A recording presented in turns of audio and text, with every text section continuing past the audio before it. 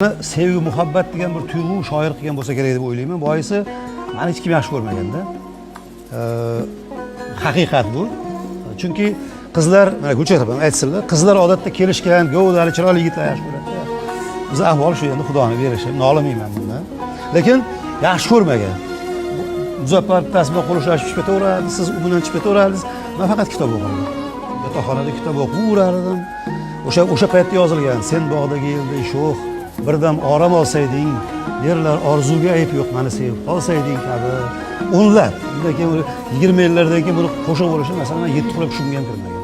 Sen bog'dagi yilday sho'x, birdam orom olsayding, sen bog'dagi yilday sho'x, birdam orom olsayding, derlar orzuga ayb yo'q, meni sevib qolsayding.